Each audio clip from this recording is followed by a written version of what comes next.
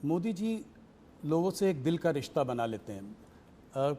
मैंने देखा है कि बड़े बड़े ग्लोबल लीडर्स के साथ भी उनका वन ऑन वन एक रिश्ता है। वो प्रोटोकॉल के बियॉन्ड जाकर एक रिश्ता बनाने की कोशिश करते हैं, चाहे वो ट्रंप हो, चाहे वो नेतन्याहू हो, पुतिन जी हो। तो और अगर दोस्त कभी रूठ भी जाए तो उसको मना भी लेते हैं। तो ये कौन सी, ये कैसी क्वालिटी है जो? देखिए, कोई भी नेता जब अपने लक्ष्य के लिए और अपने देश के लिए काम करता है तो प्रोटोकॉल नहीं रहते हैं। लक्ष्य को प्राप्त करने के लिए, देश को ऊपर ले जाने के लिए जो कुछ भी करना पड़ता है वो साहसिकता से वो करता है, और इसमें कोई बड़ा साइंस नहीं है। जब अपने आप को आप निकाल लोगे, अपने आप के अहंकार को निकाल दोगे, तो सब कुछ साहसिक हो जाता है। और ये मैंने देखा है, मैंने छोटे से छोटे कार्यकर्ता से बात करते हुए देखा है, उसको प्रेरित करते हुए देखा है, उसको डांटते हुए भी देखा है, और बड़े से बड़े नेता के साथ भी इसी प्रकार का व्यवहार करते हुए भी देखा है। क्योंकि उद्देश्य पार्टी ठीक चले, राज्य ठीक चले, राष्ट्र ठीक चले, वो है। अंतर्राष्ट्रीय संबंधों में भी उन्होंने व्यक्तिगत रिश्ते तो बनाए, मगर वो व्यक्तिगत रिश्ते हमेशा भारत के उपयोग में आए। उनकी अंतर्राष्ट्रीय नेताओं की दोस्ती से मैं सार्वजनिक रूप से कहना नहीं चाहता, मगर ढेर सारी घटनाओं को मैं जानता हूं जिससे भारत को इतना फायदा हुआ है। कई प्रकार के अद्भुत फैसले हुए हैं जो कभी फॉरेन पॉलिसी के माध्यम से होना असंभव था, मगर वो देश के हित में हुई। बहुत बड़ी बात। 2014 की जीत, भारतीय जनता पार्टी की जीत, मोदी जी का प्रधानमंत्री बनना, ये अपने आप में एक ऐतिहासिक जीत थी। मैं आपके माध्यम से सवाल पूछना चाहता हूँ। आपको उस चुनाव में बहुत बड़ी एक जिम्मेदारी मिली है। आपको उत्तर प्रदेश को डिलीवर करना था भारतीय जनता पार्टी के लिए। उस वक्त कैसे आपने इसको किया और मोदी जी ने कैसे इसका मार्गदर्शन किया? देखिए, पूरे देश भर में कांग्रेस के खिलाफ गुस्सा और नफरत दोनों थी, और मोदी जी के एक प्रकार से 12 साल के मुख्यमंत्री काल के कारण गुजरात मॉडल पूरे देश को आकर्षित करता था। जो कमियां कांग्रेस के शासन में दिखाई पड़ती थी, वो कमियों का जवाब मोदी जी की खूबियों में दिखता था। तो एक बड़ा जनाकर्षण था नरेंद्र मोदी जी के लिए। उत्तर प्रदेश में मेरे लिए जिम्मेदारी ये थी कि संगठन ठीक ठाक कर इस लोकप्रियता को वोट में कन्वर्ट करना और वोट को मतपेटी के अंदर कैद करना। और उत्तर प्रदेश में जातिवाद से ऊपर उठकर देश के हितों के लिए वोटिंग की पैटर्न लोगों के दिमाग में ठसाना। और मुझे लगता है कि भारतीय जनता पार्टी उत्तर प्रदेश में सफलता के साथ ये कर सकी थी। हमने मोदी जी देश बदल सकते हैं ये विश्वास भी खड़ा किया। देश बदलेगा, देश बदलना है तो उत्तर प्रदेश को बदलना ही पड़ेगा, इसलिए मोदी जी उत्तर प्रदेश बदल सकते हैं ये विश्वास खड़ा किया।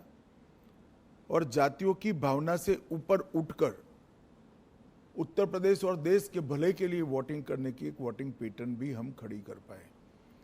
इसके लिए सघन प्रवास, संगठन का रिपेयरिंग, ढेर सारी चीजें थी, मगर मुख्य मुद्दा मोदी जी की लोकप्रियता जो अर्जित हुई थी, मोदी जी से जो आस बनी हुई थी, वो आस को एनकेस करने का यंत्रणा खड़ी करना था। मुझे लगता है हम ठीक से कर पाए, इसलिए इतना अच्छा परिणाम हमें मिला था।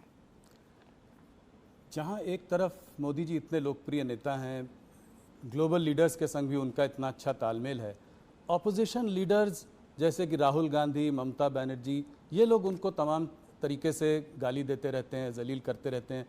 तो इसको आप कैसे देखते हैं? कोई उनको मौत का सौदागर बुलाता है, कोई। देखिए, एक दुर्भाग्यपूर्ण चीज है कि राजनीति सिद्धांतों की जगह व्यक्तिगत बातों पर ले जाने का प्रयास हुआ है।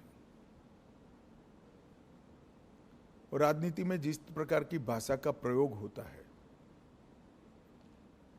मैं नहीं मानता वो हमारी डेमोक्रेटिक व्यवस्था को पुष्ट करेगी। लोकतांत्रिक व्यवस्था में स्तर विहीन राजनीति एक दीमक के समान होती है जो लोकतांत्रिक व्यवस्था की जड़ों को खा जाती है।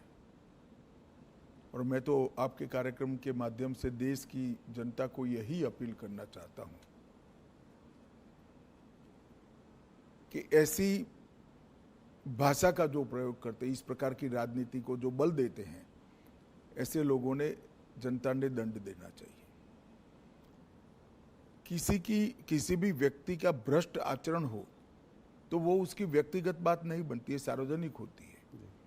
उसके भ्रष्टाचार को उजागर करना वो विपक्ष का जिम्मेदारी भी है,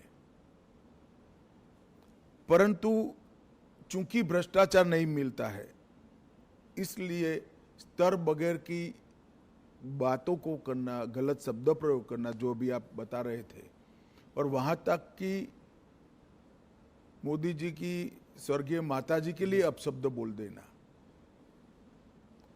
ये हमारी देश की लोकतांत्रिक राजनीति को पुष्ट नहीं करेगा।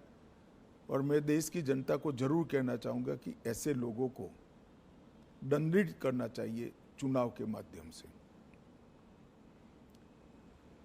पार्लियामेंट देश की सबसे बड़ी पंचायत है। वहां पक्ष और विपक्ष दोनों ने अपनी अपनी दृष्टिकोण से अपने अपने सिद्धांतों की तहत देश के मुद्दों पर चर्चा करनी चाहिए। चर्चा करने से के लिए इससे बड़ा कोई मंच है नहीं। आप पहले दिन से ही पार्लियामेंट को बिखेर देने का प्रयास करोगे और वंदे मातरम होगा तब तक बिखेरते रहोगे और फिर कहोगे कि हमें बोलने नहीं देते हैं। बोलने का समय स्पीकर साहब देंगे तो आप वॉकआउट कर जाओगे। बोलने का समय देंगे तो आप राजकीय तंज लगाने में समय जाया कर दोगे। मुद्दों पर बात नहीं करोगे, पार्लियामेंट चलाने के नियमों को नहीं मानोगे और फिर कहोगे कि हमें बोलने नहीं देते, तो पार्लियामेंट फ्रीस्टाइल तरीके से नहीं चल सकती। पार्लियामेंट चलाने के नियम बने हैं और उनके परनाना और दादी के समय से बने हुए हैं, राहुल जी के। उस नियमों से ही पार्लियामेंट चल सकती है। और आदर्श सांसद वो ही होता है कि वो जो नियमों के फ्रेमवर्क में अपनी बात को सटीक तरीके से रख पाए।